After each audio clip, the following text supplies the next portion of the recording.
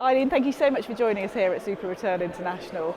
At the moment, the environment for this industry is so tricky. People need to be adaptable and innovative, and you're somebody who's really brought about and embraced transformation in the firms you've worked at.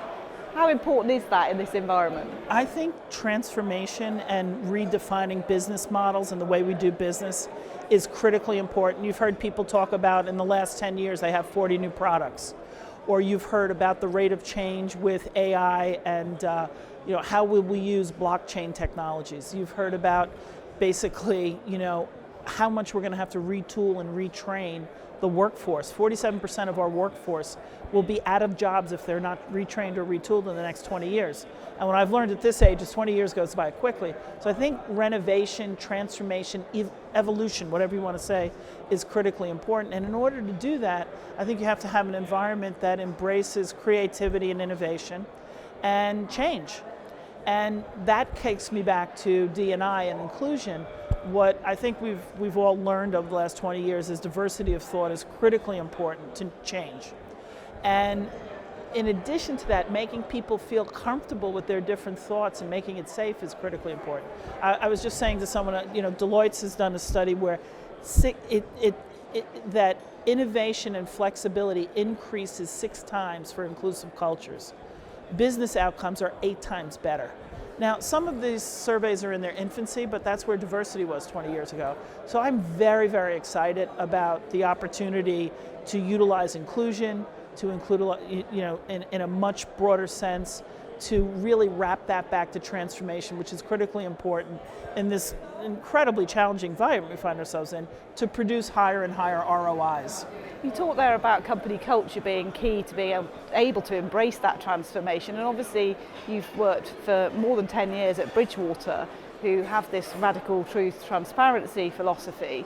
How key do you think that's been to Bridgewater's success, and what does it mean? What does it entail? I think our founder, who is incredibly successful, Ray Dalio, would tell you that, and I think most of the management, if not all of the management there, would tell you that the radical truth, radical transparency is a critical part of the business, meaning getting people to bring their authentic selves to the table and express their opinions is critical to innovation. Now, the part of the issue with it is, we have a very high attrition rate in the first 18 months. After that, people stay pretty sticky. I think we could do a better job at making it safe early on for people to express themselves. So that's something we need to improve on. That said, the radical truth, radical transparency is critical to our business. And I think with social media, looks to me like transparency is becoming a worldwide phenomena, and how we deal with it and how do you make people feel safe with it is a critical component that socially I don't know if we've all caught up with. You talk there a lot about change, and people can be quite fearful of change, and indeed what we're looking at in terms of evolution with artificial intelligence and machine learning, and people are quite scared about the eradication of human jobs. What would you say about that? Because you see it as a bit of an opportunity, don't you? I see it as a great opportunity, and I think that there are a lot of people who embrace change and love it, and there are a lot of people who don't and don't love it. And so how do you make it safe for the people that don't love change to embrace it? And we've seen this time and time again where computers in the equity markets have really revolutionized. I mean, years and years ago, you couldn't possibly do the kind of volume that you do on the New York Stock Exchange or in London, et cetera. So I think people are naturally fearful of change. So how do we as leaders create an environment where they're not fearful? What is it they're fearful of? They're fearful of job displacement.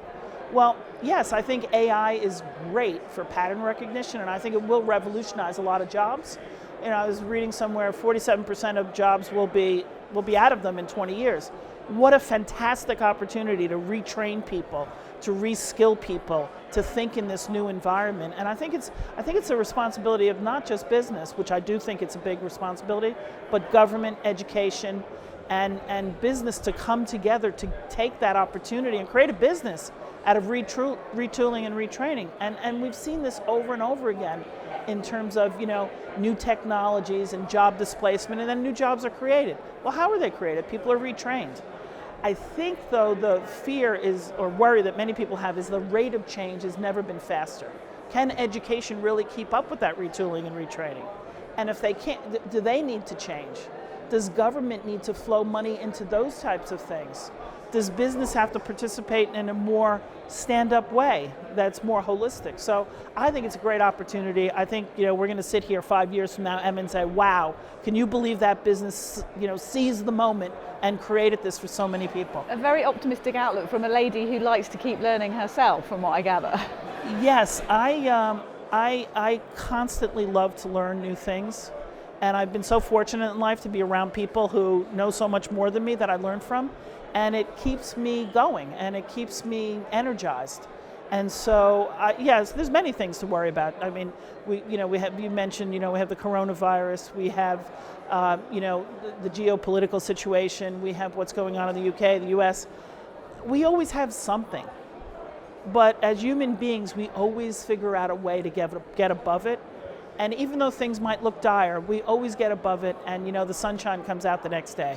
So I like to think about the possible, kind of if you want to do it, resolve yourself to do it and then figure out the way. And you're looking for your next challenge because you're about to leave Bridgewater. Yeah, I'm going to be leaving Bridgewater probably at the end of May or end of April. I'm talking to many, many people about really exciting things. And, as soon as I figure it out, you'll be one of the first people I talk to about it. So great to hear from you. Thanks so much Good for to sharing see you, your Emma. thoughts. Thank Lovely you. to see you.